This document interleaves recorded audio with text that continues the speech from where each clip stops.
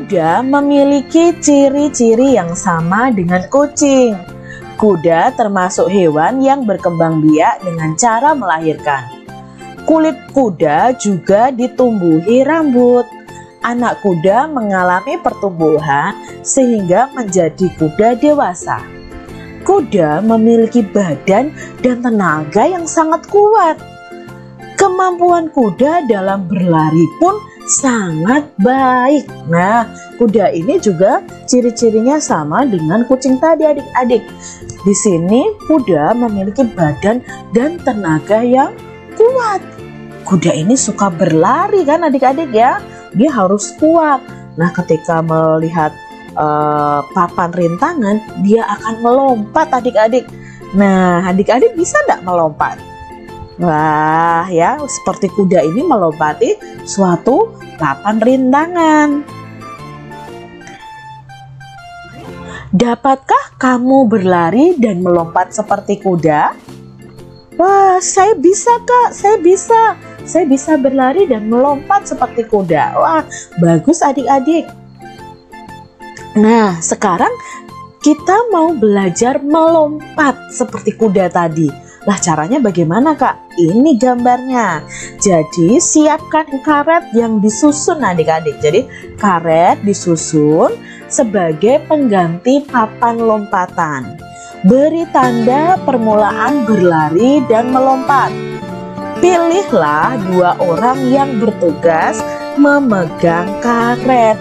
Nah, dari garis tadi, cobalah berlari, lalu sampai di teman yang memegang karet itu, kalian harus melompat melewati karetnya. Nah, tinggi karet dapat ditambah sampai batas yang dapat kamu lompati. Jadi mungkin awalnya rendah dulu nih, temanmu merentangkan karetnya. Nah, kalau rendah kamu bisa melewati, dinaikkan ketinggian rentangan karetnya.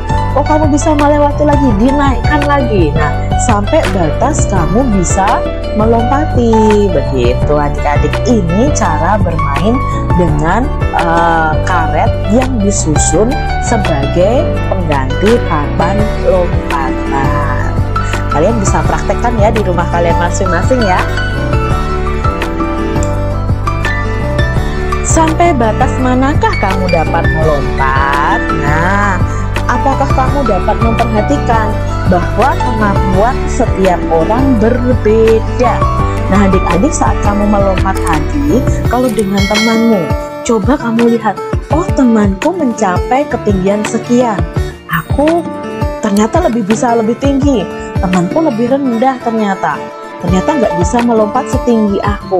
Nah, itu berarti kemampuan setiap orang itu berbeda.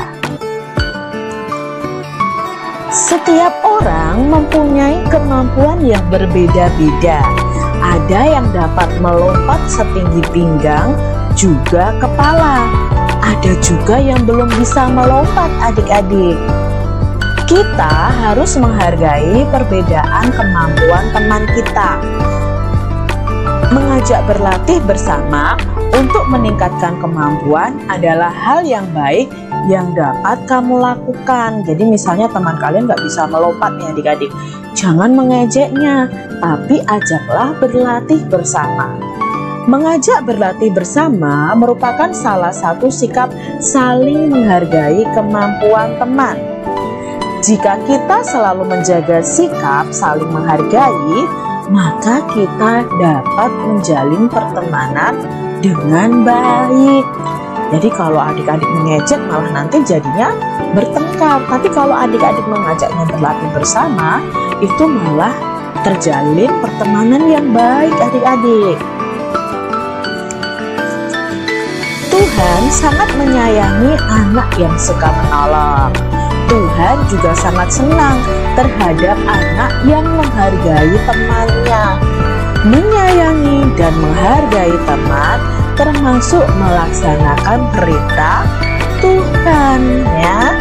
Jadi perintah Tuhan kita itu harus menyayangi dan menghargai teman kita, bukan malah mengejeknya atau membencinya.